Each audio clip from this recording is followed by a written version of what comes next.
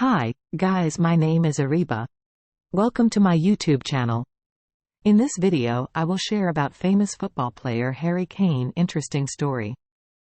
So let's start this video.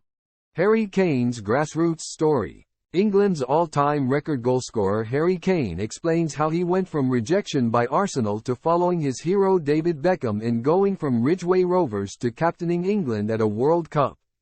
When I was 5, I wrote a note which said, "I want to play football." I just fell in love with it. If I think back, my earliest football memory would probably be playing at the park with my dad and my brother, Charlie. Where we lived in Chingford, our garden would literally back onto Ridgeway Park, so we would either use a couple of trees for goals or carry a goal over the fence and play for as long as possible. My dad would go in goal as me and my brother, who is 4 years older, would play 1 versus 1 for hours. I would also join in with Charlie and his mates. It makes you compete a little bit harder when you are playing against people 4 years older than you. I just loved being out there and trying to improve.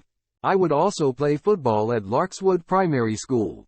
We were only allowed to play with tennis balls back then in the playground, and I was saying to someone recently, I don't know if that helped me as well. Playing with such a small ball, your touch, and your finishing. Everything seemed a bit easier when you went to a normal size ball. So maybe playing in the playground with a tennis ball is something for the kids to get into. Looking back to those times, I just remember itching to get to playtime so we could play football, and I really enjoyed my time there. I think I was about 5 or 6 years old when I started playing for Ridgeway Rovers, our local Sunday league team. We were pretty good at that age, and it had a good setup, with good coaches and plenty of good players. It was my first taste of being in a team environment where I could play with a lot of my mates from school. I loved it. David Beckham had also played for Ridgeway Rovers growing up, and with Beckham being Beckham, growing up he was my idol, and it was the same for a lot of young kids in that area. I knew he had played for the same team as me, went to the same local secondary school in Chingford, foundation school, and grew up in the area. So whilst Beckham was obviously a huge figure across the world, for those of us in Chingford, where he came from, that was all people used to speak about. It was nice to have that link, and looking back, having 2 England captains from Ridgeway Rovers and Chingford Foundation School is an amazing achievement. Seeing Beckham go on to achieve what he did made it seem a little bit more real. If I didn't have that, you might have felt it was out of reach or an impossible task, with so many people and potential footballers out there, but it gave me that little bit of extra belief that I could go on and achieve the same. He had sent a Real Madrid shirt back to our secondary school, so to see that hanging up was amazing. I was able to send one of my England shirts back to the school too, so now they're there next to each other. Seeing Beckham's shirt hanging there growing up and knowing he grew up in the same surroundings as I did was a source of great motivation. You may have seen it, but there is a picture of me with Beckham from when I was in year 7. He was opening his academy close to the O2, and girls and boys from his old school's sports teams were invited. I remember being so excited. We got David Beckham tracksuits and trainers, and then we got to meet him and have a kickabout with him. We haven't spoken about the picture when we've seen each other, but it has come up on Instagram before and he has reposted it. The girl next to him on the other side is actually my wife, because we went to the same school. So it is a really nice picture to have back at home, as it brings back some nice memories for us. Luckily enough, it was my year group, as at any other time, it wouldn't have been, and I would have missed out, so maybe there is a little bit of fate there. Ridgeway Rovers has helped produce a lot of players: Beckham, Kane, Andros Townsend, Jordan Archer, Dennis Sirkin, Charlie Daniels, Dwight Gale and Nico Yeneris, to name a few. It is hard to say why, but they are a well-run club. It has a nice family environment, and there was never too much pressure from the parents or coaches. It was a fun place to be, and as a kid, that is so important. Being able to just go out there and enjoy your football. It is quite rare to have that little pocket in a small place like Chingford though. Maybe there is something in the water that is producing so many good footballers. It was a similar story with Chingford Foundation School. There were good teachers there, good coaches, and again there was not too much pressure. They just wanted us to go out there and enjoy it. After playing at Ridgeway from the ages of 5 to 6, I went to Arsenal for a couple of years from 7 to 9 before I was then released. When I look back on being released, I didn't think too much about it. They let my parents know, and I remember it as clear as day. We were walking to the local park and my dad said, "Arsenal are letting you go, but we are going to go back to Ridgeway and we will carry on doing what we are doing and working hard." Obviously, I had friends at Arsenal, so it was a little disappointing that I wouldn't be able to play with them, but for me at that age, no matter who I was playing for, I just wanted to play football.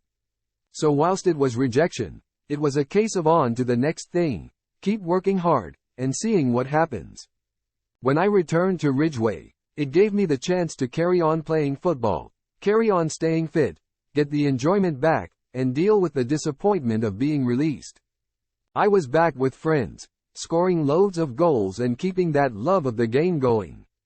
When you are that young, you don't know how that kind of disappointment will take its toll on a young kid, so it was good to have that. I was back at Ridgeway for about a year to 18 months and I loved being there and scoring goals. I was then picked up by Spurs, so Ridgeway Rovers was a great stepping stone and it allowed me to get to where I am in my career now. I initially went to Tottenham for a 6-week trial, but after they said, "We don't want to pick you." So I went to Watford on trial and I really enjoyed it there.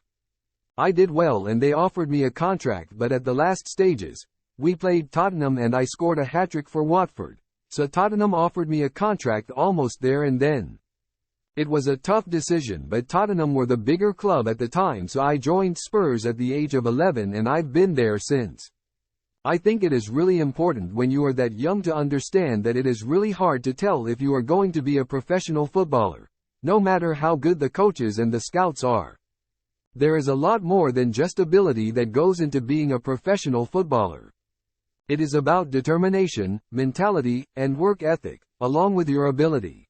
When I was released aged 9, I was one of the smallest on the team, and because I had a late birthday, I was almost a year behind a lot of the players physically.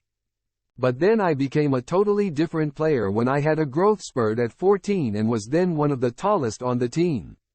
So things can change really quickly. I tell a lot of boys and girls who want to be professional footballers to just enjoy it. Just enjoy playing football. Try to play in different positions. Learn all different aspects of the game and just work hard. If it is something you want to do, then train hard, do extra, and really believe in yourself, because anything is possible.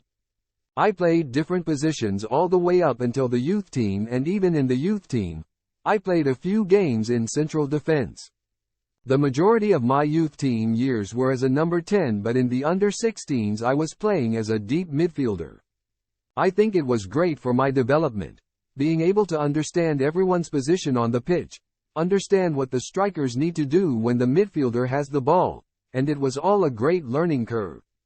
Before I became an England player, I was an England fan. During most major tournaments we would go to the pub to watch England. The Sirloin at the time was the pub that everyone went to, with the beer garden and the screen.